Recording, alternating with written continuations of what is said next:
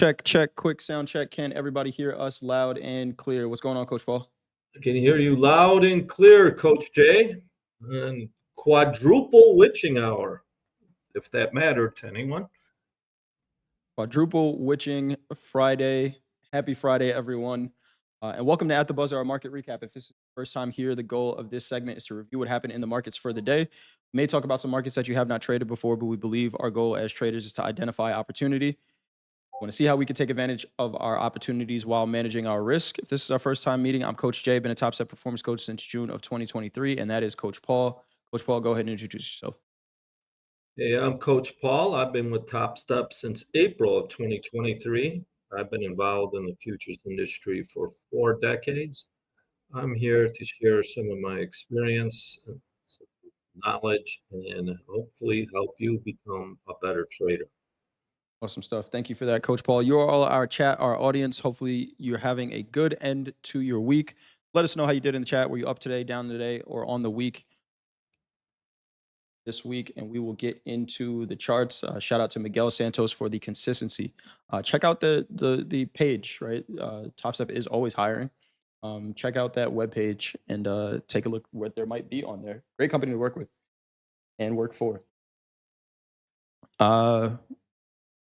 Let's take a look at the markets. As far as news goes, it was pretty quiet as far as the news. No planned headlines. We know a lot of the planned headlines came out earlier this week. We had the Fed, we had jobless claim, all that stuff. Today on the economic calendar was pretty quiet. We did get a headline here. Oracle is in talks with Meta on a $20 billion AI cloud computing deal.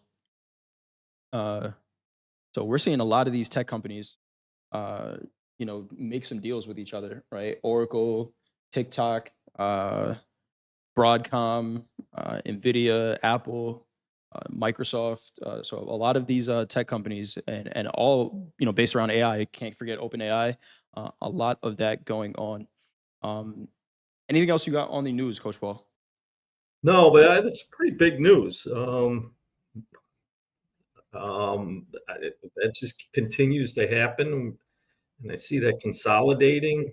I think you're going to see more of that. Other than that, talk of a Chinese-U.S. trade deal, but how long have we been hearing that? Huh. Since I think January. But Yep. other than that, nothing big. Nothing big for sure. Let's take a look at the quote board. There are 36 different markets we can trade with Topstep accounts, and today to the downside, we have micro Bitcoin futures down 1.99%, RBOB gasoline futures down 2.07%, micro Ethereum, our biggest percentage mover to the downside. It was our biggest percentage mover to the upside yesterday. Ethereum down 3.03%. To the upside, we had gold up 1.02%, platinum up 1.41%, and silver up 2.77% for our biggest percentage movers to the upside. Today was a day for the metals. To talk about our big four, we had crude oil down 1.41%. Gold, the S&P making a new all-time high finally, up 0.38%. Gold up 1.03%, and the NASDAQ also making a new all-time high. Shout out to Andre with the above below for the close, closing at 24,865.50. NASDAQ up 0.65% on the day, making a new all-time high, less than 8% off of 25,000 in the NASDAQ, which just sounds crazy to say. Sounds crazy to say. We were trading in the 17 handle earlier this year. In getting ready to test 25,000. Coach Paul, we got a request here. Switched up the flow a little bit. Can we go over gold first? So I got a gold chart up here. Let's do that. APJ asked, can we go over gold first? Maybe we want to get over gold and get out of here. I see the sun still shining in New York here. Still some nice weather. I went out last night. It was 80 degrees at 8 p.m. Beautiful. I'm trying to keep winter away as long as possible. So let's get into it. Have another summer Friday. We got gold here on the daily chart. Coach Paul, what are we seeing? Well, seeing a nice recovery from yesterday, and some really good buying overnight that related to us finishing near the highs. But we're still in the range I think next week's is a big week for gold, but look at that. We drew that range out yesterday. We're still in it. Um, but a nice rally today. What anything you're seeing in that?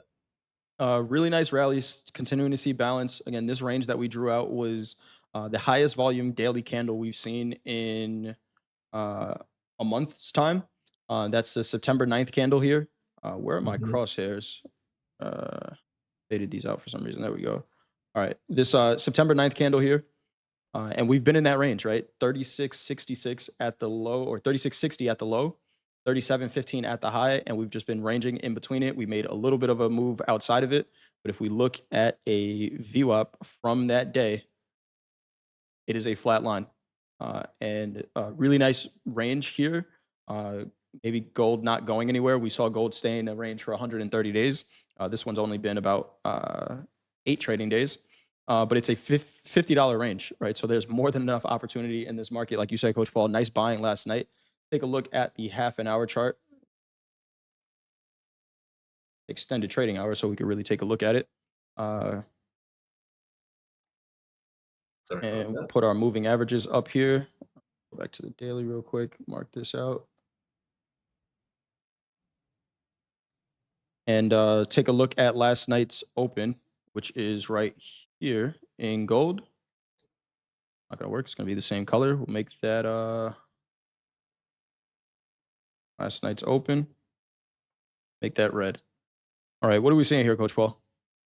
Well, buying early last night. We had that big break, and no follow through selling.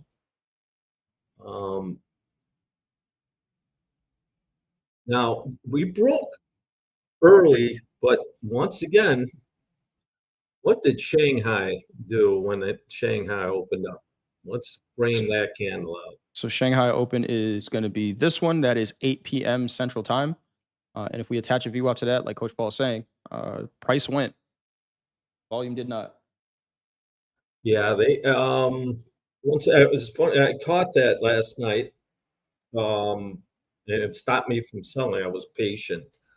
Um, Look at the volume on the opening on the Shanghai Open. We had big volume selling. Now, although that was a selling candle, what would someone call that? A Judas candle? Um, very interesting. That's set up into a J trade. Yes, it did. Yes, it did. I took this trade. I was getting out of dinner with some friends, and I just put my card down on the table to pay for dinner. And I pulled up the charts. I'm like, oh shit, somebody has to pay for that. And gold just presented a great opportunity. Looking for it on a 3 minute chart. We had that volume, Coach Paul, with a ton of volume here at these lows. This is a 5 minute, 5,000 contracts traded in a second. At what time was this? This is 8:50 p.m. Central Time. And as soon as we closed above, you know, I don't think we traded back down to these prices all day. No, we didn't. Uh, No, it was a pure J trade. yep. Yeah. No. Now, how many traded? What was the In a 5 minute candle, that was 5,000 contracts. The average is 735. So okay? about 8 times.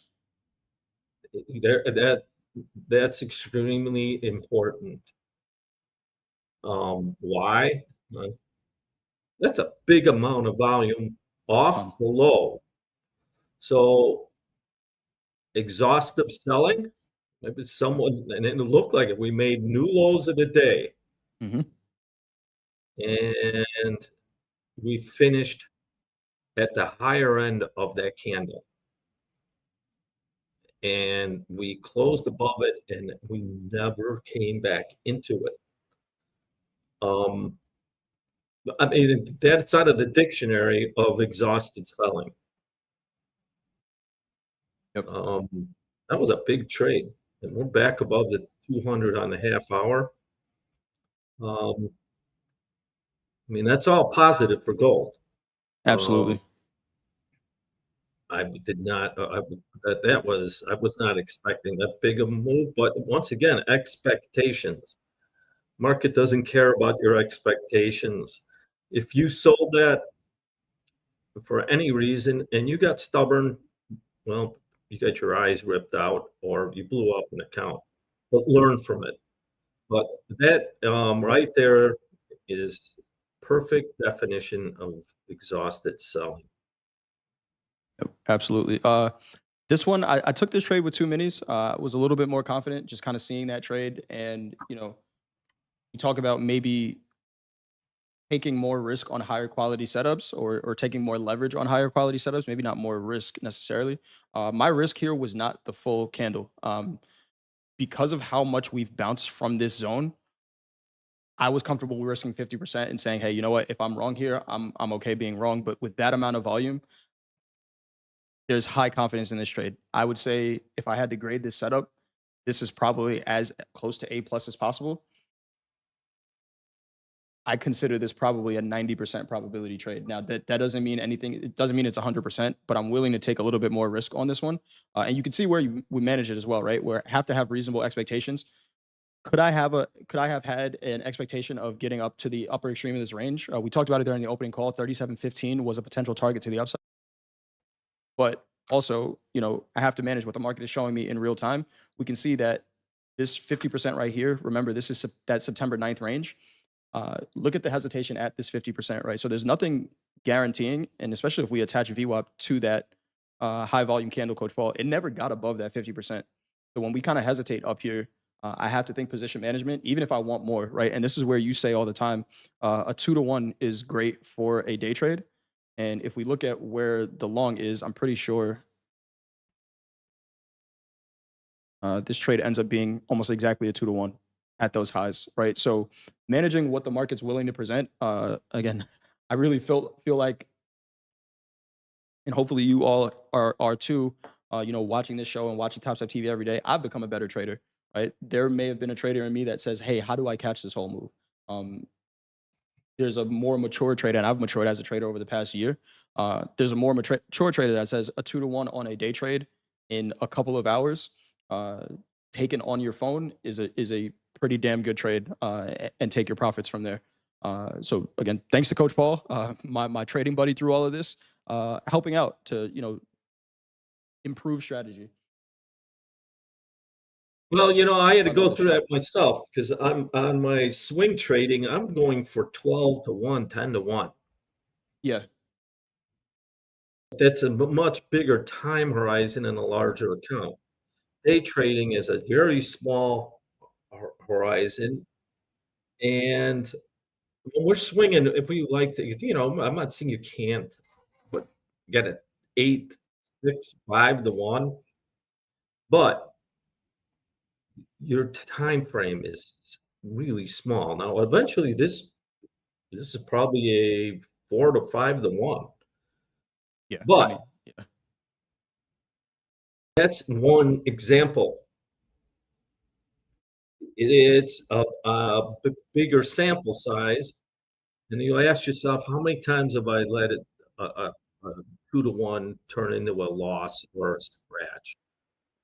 It waiting for a 4 or 5 to 1. Um, on if you have that problem, go back and keep some stats. It's reasonable. Um, and that's really what pays the bills is reasonable risk reward. yeah, So, absolutely. like I mean, and really, if you look at it, and this is kind of a reminder to, if you have a good trade idea, don't let it go. I could have took that exact same trade this morning.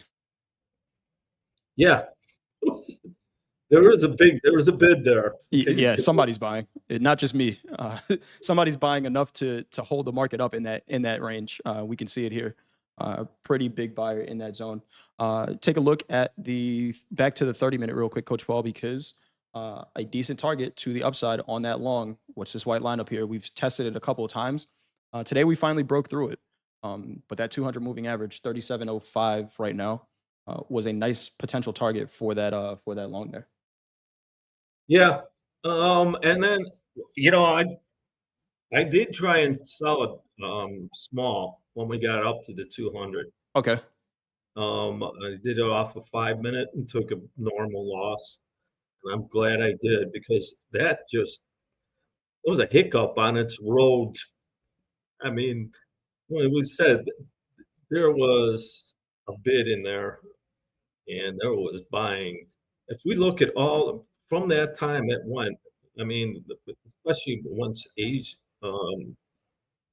London opened up, there was nothing but buying. No, it wasn't n right from there, it was once again, and then US, once again.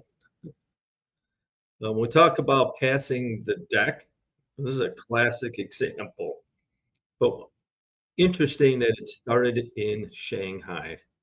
Yep. Now, and it was a trade of the day.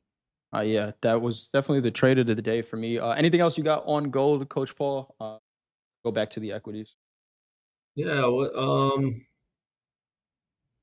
let's, it's the end of the week, let's look at the weekly.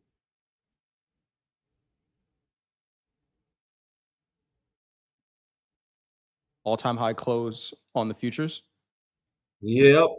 Yeah, look at that weekly, I mean,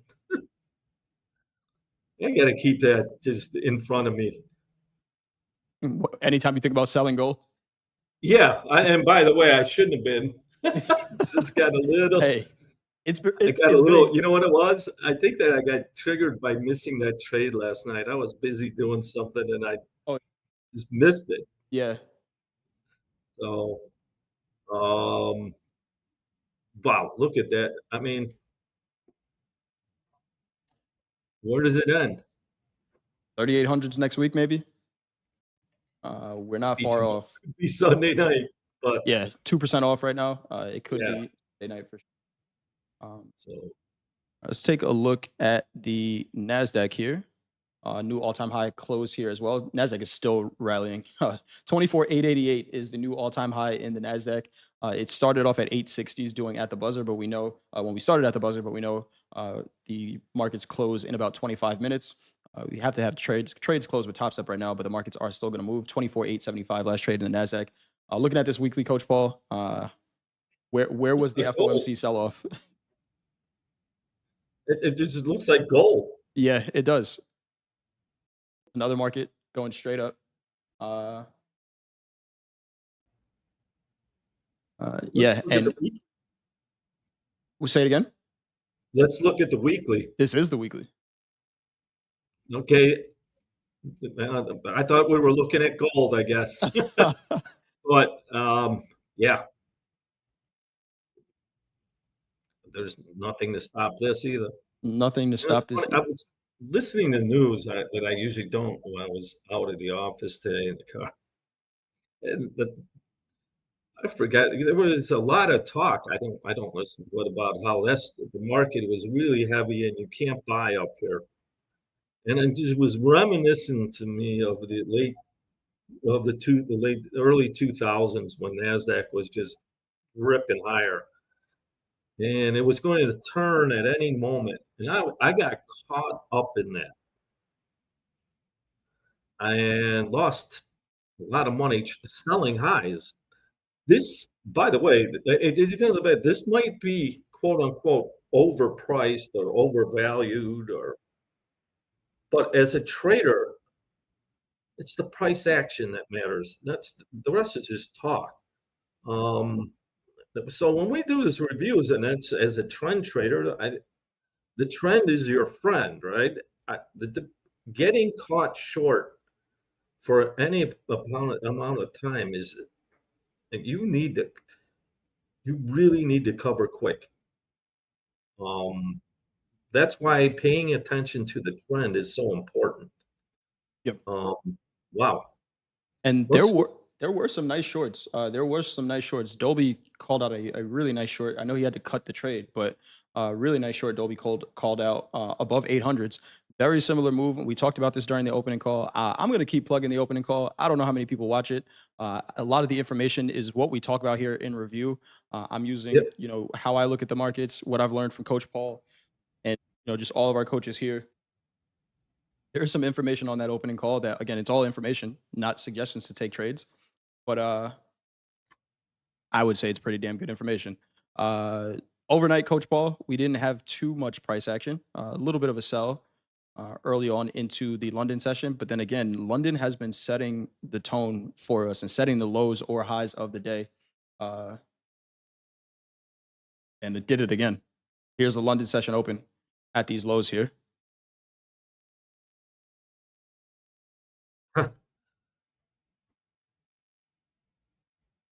On the lows, on the open. And Yep. it was interesting because we had a nice break early, um, but again, we talk about buying the dips. Now, was that the highest volume on that sell last night?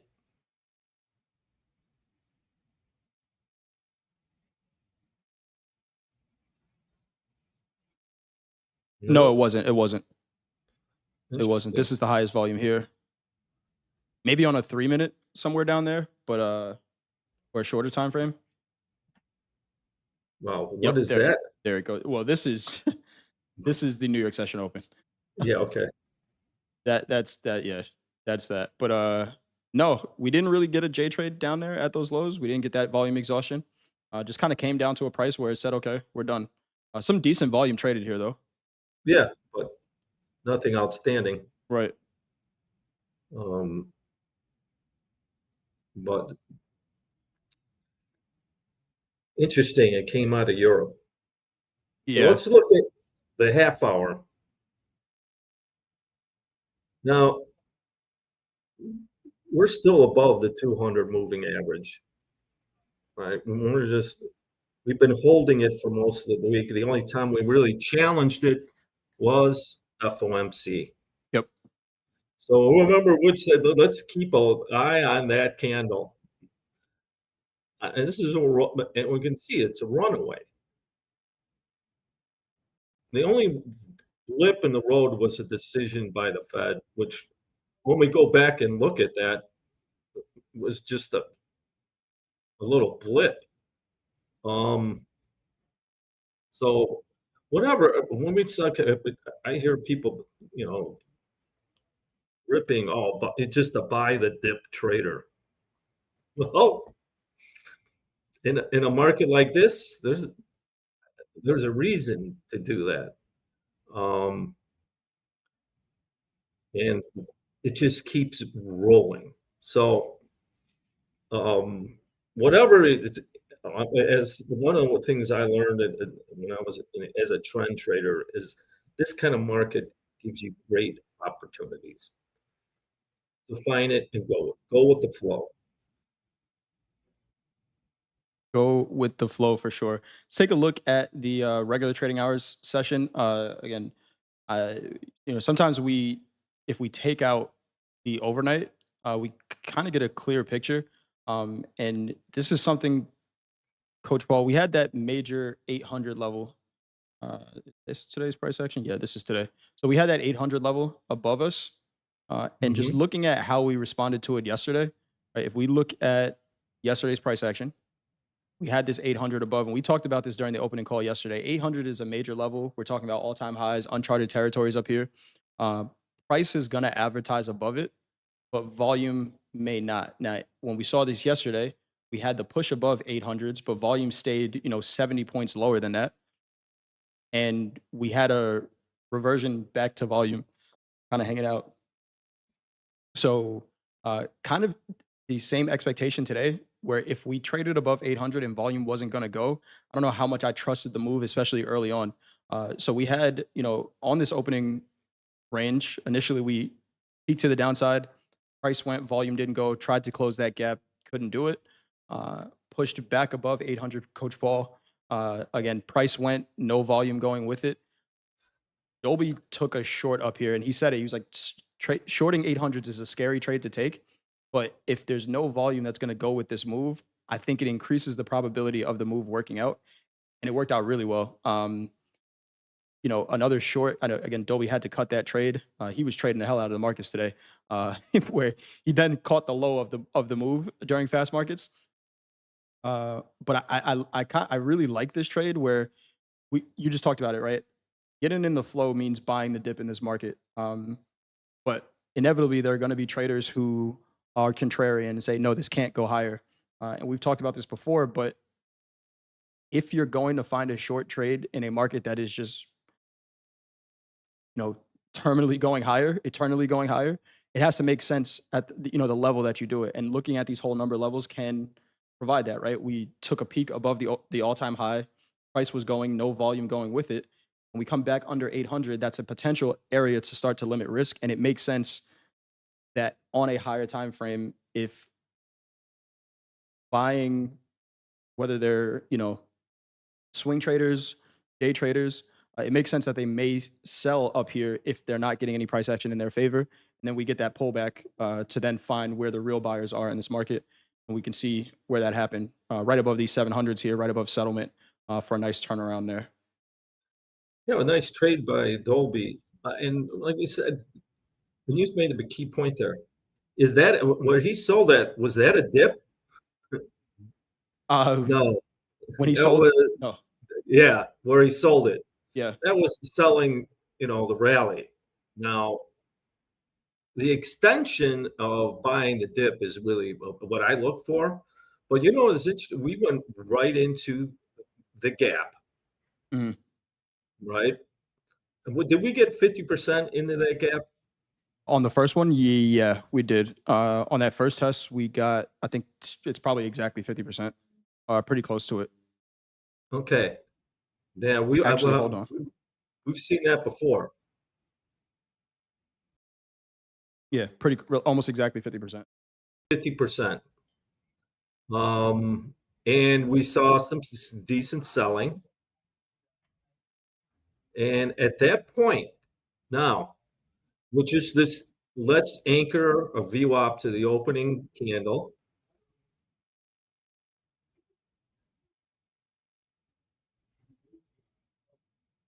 Look at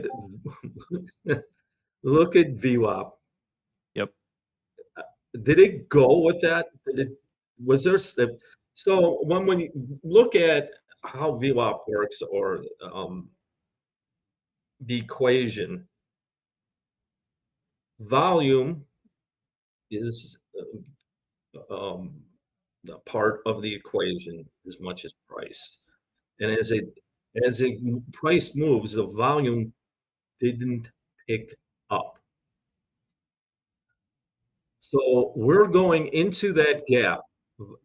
Price is moving, but volume, the equation is not doing anything.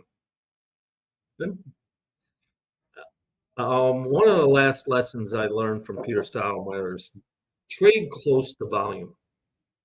So if you're down in this area, according to the VWAP, you're far from volume. So you're at this point look at the shape of the VWAP. It's flat.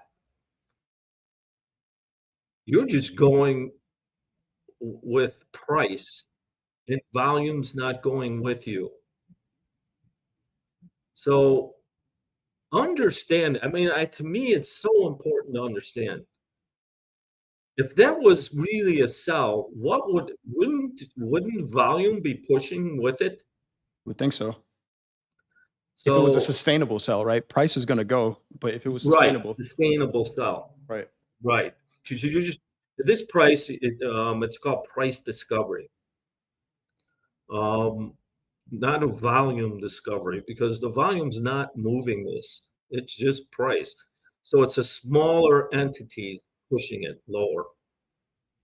Um, and at that time, we were still higher on the day. We were Yep. just opened much higher on the day. But I hope this, and with our analysis of volume, this can help people understand. If you want to get it short near the volume. Yeah. Or And that's or higher than the volume, or right? higher than the Where volume. where volume lets price get away from it. Yeah, but, what a great that was shocking because I saw that and I'm like, "I'm not getting out of Hmm. I'm just not." Yeah. Um, I, but I did not. I had a small position on the swing trade, but it's a great example of the volume and price. sure. Let's answer some quick questions here. Go back to gold really quick. Khadijah wants to know why frame out the September 9th candle in gold. It was on the daily. It's the highest volume candle we've had since October 8th. Right, just looking at these daily candles, and everything I do is based on volume. So and most of the time, and I think Faye had this question. I should know this by now, but can you explain what you look for when determining which candles to place your 50% fib levels on? Perfect question, right? Answer both of these at one time. Uh, this fib is anchored here because this is the highest volume candle that we've seen on the daily. Now, when I go down to a shorter time frame, right? If I go down to a 30-minute, I may find other anchor spots, right? Now, one of the targets we talked about was 37.15 in gold. Why 37.15? If we look at a 30-minute, what's the highest volume candle we see on this chart? It's this one right here where we had 40,000 contracts trade in a half an hour, right? So if I mark that out, 50% of this candle is 37.15, right? So looking at these high volume candles and just kind of framing out the market from there. So hopefully that answers both of your questions. Yeah, Um, good question. all right. Let's talk about the Rusty real quick, Coach Paul. I took a losing trading in the Nasdaq, trying to buy it near the lows of that range, trying to get in, like we were saying, get in with the flow, Coach Paul. Just a Mhm. a little aggressive there. Tried to be assertive, but a little aggressive, maybe added into that position too early. That's why you can see this trailing personal daily loss limit. This came from trying to buy the NASDAQ after being up on the day. Shout out to the Topstep X risk features, where it was not going to let me lose more than what I had already locked in on the day. Was willing to give back some of the profits if I saw good trades. Ultimately, it was the right trade, just maybe a little over leveraged on that trade. So it stopped me out before it did go in my favor. Um, all right.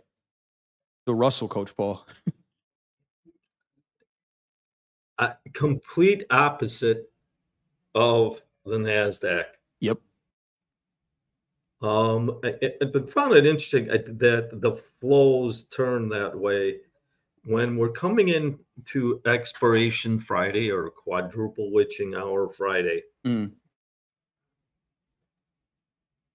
And someone asked just a great question earlier in the week about retail yep. being involved in NASDAQ and S&P versus the Russell. And I think this is a great example. Um, the Russell finished lower on the day. Yes. Down 0.74%. And looking at that chart, it's still very friendly. Oh, yeah. These are highs of the year in the Russell. And and we looked. I was it was to me it was like they were selling Russell, and the options were moving the Nasdaq and the S&P just as a spread. Because if we look at the opening. Right at the high yesterday. Yep. And let's see what the flow was from the opening. New York Open or last New night's Open? York Open. New York Open. What was to the downside? Man. Okay, so what I and we talked about this right at the end of the opening call. And if you guys remember, the Russell had a 2.5% day yesterday. Coach Paul, how many times, especially in the equity markets, do you see a follow-up day of a large percent? Right? Like Yeah. 2.5% day and then another 1% day in that same direction. A lot of times we do get a pullback.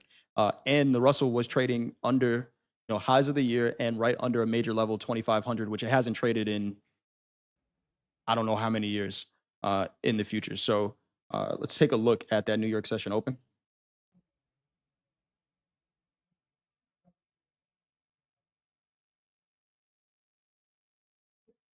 I mean, let's just have day trading hours. Yep. Yeah, so this is regular trading hours only. Yeah. It's and look at that volume spike on the open of selling. Now Yeah. versus when we're talking about VWAP on the NASDAQ, right? When we were making new lows, it was flat. Now let's look at the Russell. Yeah. It was definitely trending lower. It was going lower with every candle by a little bit. I'm gonna switch this real quick to a 1 minute chart because I don't know if the 3 minute is really doing it justice how quickly they came in and sold it. That 1 minute opening range was the high, and we came back and tagged perfectly to 50% of it.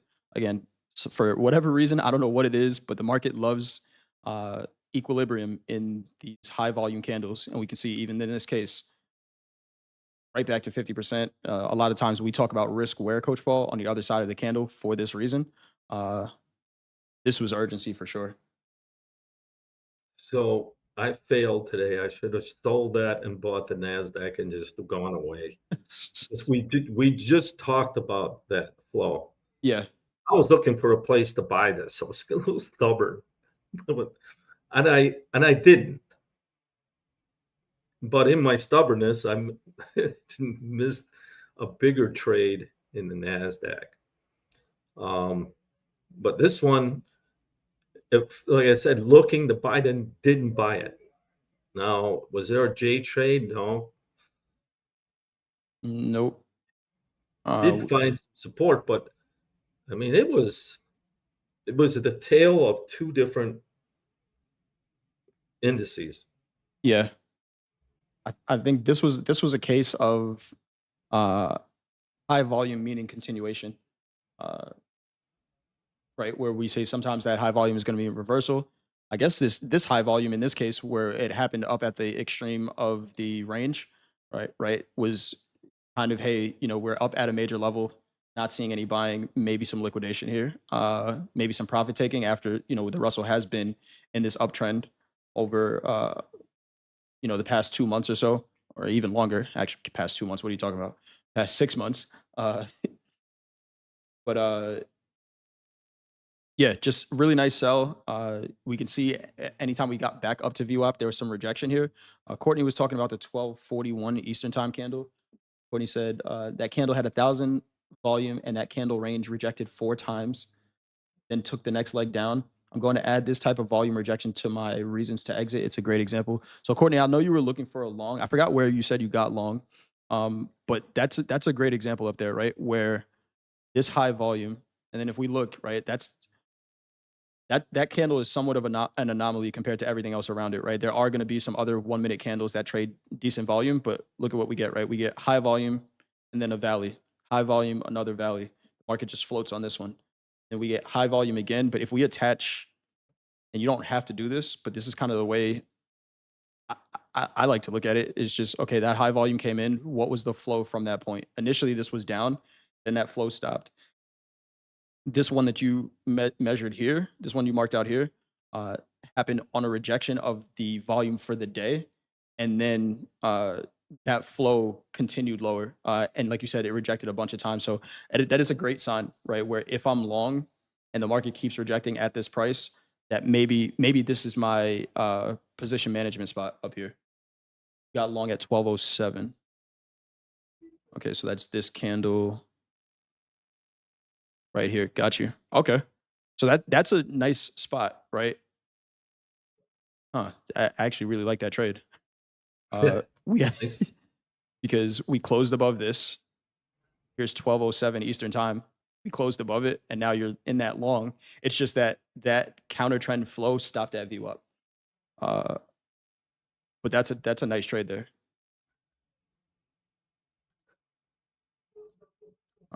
But it's almost just like measure the counter trend opportunities. But good point out there. Yeah. Wow. Trading. How many people are trading Russell? Yeah, great question. Who here is trading the Russell? I know Courtney's looking at it. When we mentioned it during the opening call, there were a couple of traders that said they were going to look at it. I traded it today. I did not catch. I think I did another 2 to 1, Coach Paul. I think you've convinced me. Where here's my Russell trade. Where did I get short? 89s, 89.6,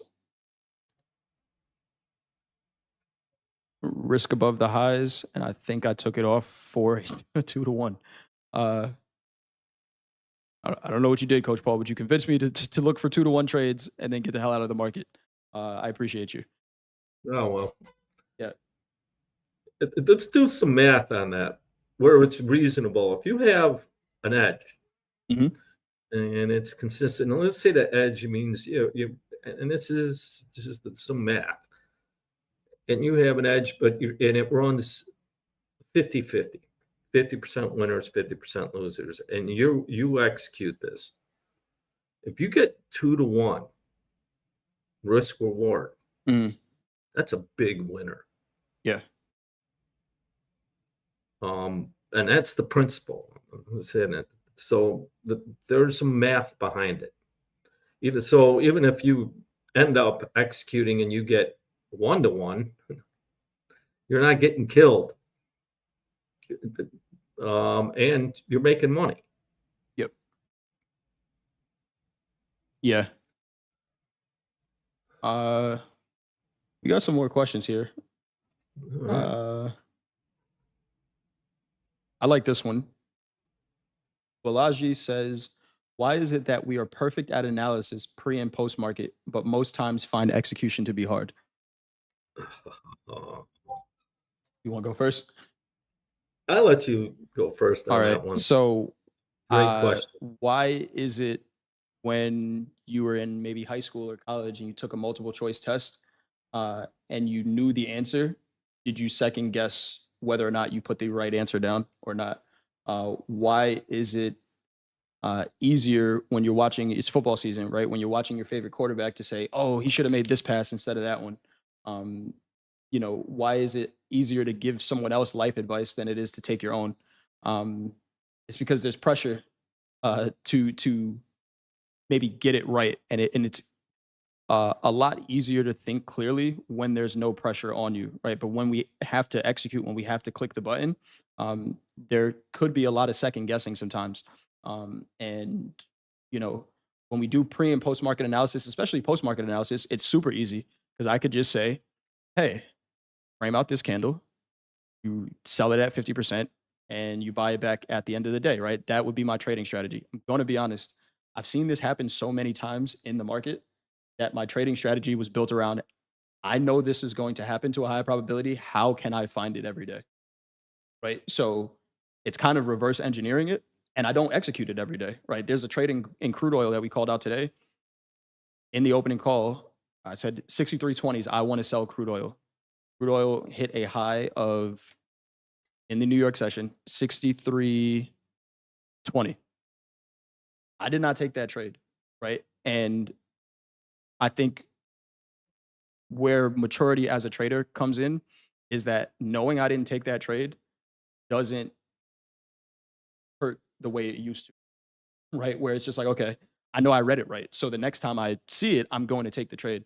Um, Sometimes we freeze up in the moment, whether it could be over leveraged, right? Where, hey, if this is wrong, I've done all this work, I've done all this studying, but if this is wrong, it's going to cost me a whole lot. Simple solution there: leverage down, trade a size that you're actually comfortable with. Um, and then sometimes it's the thought of, oh, it can't be this easy, or there has to be something else that I need to know. Um, Listening to Trading in the Zone last week, re-listening to it, uh, Mark Douglas says that everybody probably has enough to be a successful trader as far as technicals go, right? You probably know more than what you need to know as far as what it takes to make a successful trade. It's more about what mindset and what type of person you have to be in order to execute with real risk on the table. Um, what would you say to that, Coach Paul? First thing is the concept of uncertainty. Um,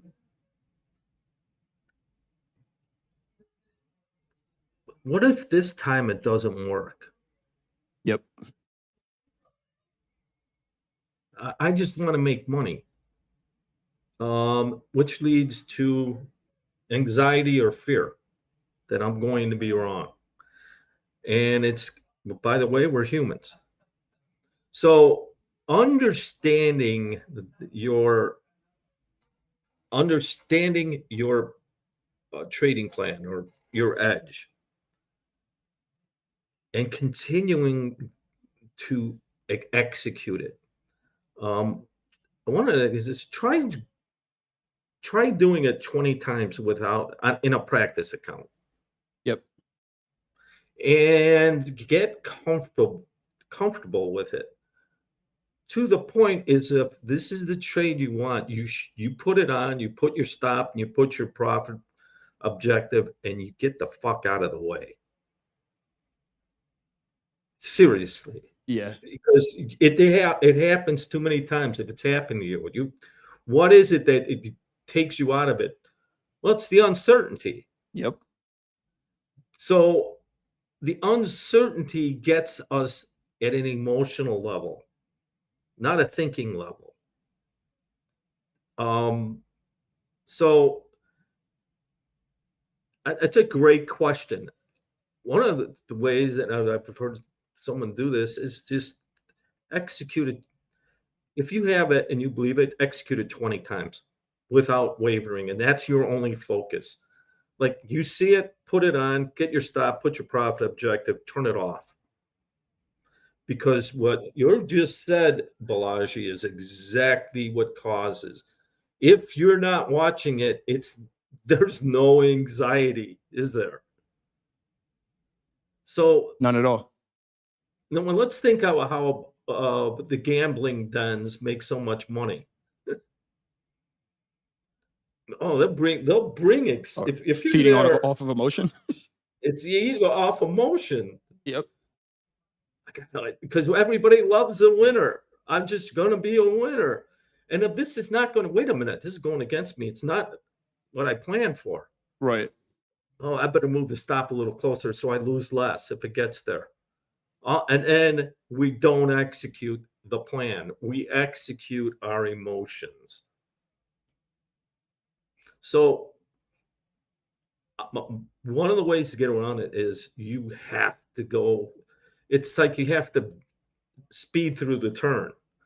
Like if you slow down at the turn, that's what you're doing. Then you're really not as a driver. You're not executing. So go through. And another thing that happens is you're probably over leveraged. Also, when you're over leveraged, you might think that you might accept the risk, but you can't afford it. So there's a clash. Like, I love this trade. I'm putting on 10. Yeah. But oh, wait, I can't afford. I'll just wait. Oh, I cancel the stop because if it gets that stop, I'm going to lose too much money. Mm-hmm. These are all fear based. So one other way to do it is scale down. Get used to executing the plan. Yep. Much like we talk as basketball coaches, right? What do we do in practice? Run plays over and over, drill the same movement, same mindset, same thought process, same responses to catalyst, right? You train responses to catalysts is what you do as you put your players in challenging positions to try to think and respond. So when it happens in real time, the only thing to do is to respond with what you already know. Right? But Bingo. So great question. And I think that is the $1 million question, yep, because that's what literally that's the obstacle. yeah, 100%. Good stuff. Coach Hogue said earlier today that when Europe closes, the stocks might push higher. Is Europe bigger than America? Is Europe bigger than America by like landmass, uh, and a bigger influence on price? I don't know that it's a bigger influence on price. We definitely see more volume trading when the New York session comes in, but that's because we have all time frames probably trading at the same time, right? We probably have Asia, London, and Europe and New York trading at the same time. Um, bigger influence on price. I think it depends on the day really and what's happening. Which session is going to be the bigger influence? Sometimes we see really nice trends in the London session, and then the New York session is pretty quiet, or vice versa, right? Where we see quiet overnight markets, but we have a big number that comes out for New York. These markets are so global that kind of hard to tell who's more powerful than the next. But I think just read the volume. Anything else you want to say to that, Coach Paul? Well, I don't know why you said it under what context, so I really don't know. Wouldn't want to comment on why. It could have been something. Also, it could have been something he saw. Um, I think what I he don't think may have it been. has to do with Europe being bigger than US or vice versa. Yeah. Maybe looking at the Euro close, right? Europe close, where they may have been short into that Europe close, and then seeing them close those positions may push the market higher. That could have been what Hogue was looking at, right? That Europe close comes in at 11:30 Eastern time. That could have been it, right? Because we actually do see it. We had a short all morning. We look at regular trading hours. It was short, and then Europe closes and pushes us higher. So it could be the Euro close that Hogue is looking at. Good question for group coaching next week when Hogue is on. All right. Any other markets we want to talk about, Coach Paul? Man, we were in the green room. We said we were going to make this 20 minutes, and we are pushing up on a full hour. Uh, anything you any other Because we things? love our audience, Right. Coach. Absolutely. Anything else you want to cover before we go, or you Yeah, want to send us into the and they weekend? hit the like button. That's what I want to cover. There we go. There we go. Um, let's look at you know what it didn't move with the stocks today was Bitcoin.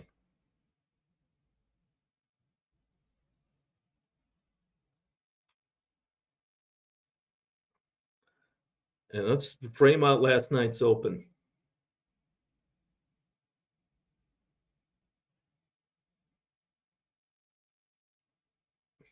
Yeah, this it looked promising for a little bit, but Bitcoin turning. And last night was a pretty nice sell. Selling started early. They were able to pop it back up, but really gained no traction. This pop flattened VWAP out, but it never trended higher. And then as London and the rest of the volume came in, continue to sell it. That's a nice sell in Bitcoin. Yeah, and you know what? It was a good out if you bought it. Yep. Like I said, not every trade works. It's a and then don't look for it. But in that, look when that turned. Let's say when we got under VWAP, and look at the shape of VWAP. And it was flat. When we got back up to it, was still flat. Never closed above it. So let's say you bought it early. All right. Let me bring it up. And we did have a little bit of a rally. Doesn't mean any take, we talk about taking a good loss. This is part of, and say it's part of your plan. Understanding that, like, okay, I'm willing, I accept it. If, and going back to that question, oh, I can't take this loss. I'll just wait for it to get back up and then I'll scratch it. That's where it all goes wrong. So, like last night, let's say I want to buy it. Okay, I see a breakout of the open. Okay, I bought it. And my risk is 1 ATR or new lows. That's what I defined as my risk. Watching it isn't going to change it. Right. Cheerleading is not going to change it. Despair is not going to change it. Okay, if it does, I'm out. Was it If I have too big a position, well, then I got a problem. But right there, boom, that's it. Now let's look at what it costs not to take that loss. Yeah, huge move to the downside. This was about a 2% move from there. Yeah. If you're not accepting that you're wrong here, you're accepting that you might have to buy a reset or or Yep. uh, That shouldn't laugh. That make a happens. transfer to your bank account. No, I mean that is the reality of this, right? If we can't accept being wrong, it's going to cost us, right? There's not one person who trades and doesn't accept being wrong that gets away free, right? Everybody's going to have to pay for being wrong. Now, whether or not you measure it or not, that's up to you. There is a cost to being wrong doing this for everybody. Europe market closes at 11:30. You're not going over the equities again, no, Billy. You can hit the rewind button. Um, Anything else you got, Coach Paul, before we go into the weekend? It's Friday. Have a good weekend. Spend an hour to review your trades. If you can't review all your trades in an hour, you're trading too much. Also, great question earlier about Balaji about why can't we just follow a plan? It looks so easy. When you journal and you review, you'll understand why you need to do that. And other than that, have a great weekend. Have a great weekend, everyone. I think Coach Hoop is still doing his class in Discord in about 15 minutes or so. And then we're back with Anne Marie for the market kickoff on Sunday. Make sure you're ready for the week prepping with Anne Marie. I want to thank you all for joining as always, even this late on a Friday. Do something fun this weekend, like Coach Paul said, review the charts for a little bit and then enjoy some time off the charts. Coach Paul, thank you as always. Bruno, thank you for helping us run this thing. We will talk to you all next week. Bye. All right. Bye.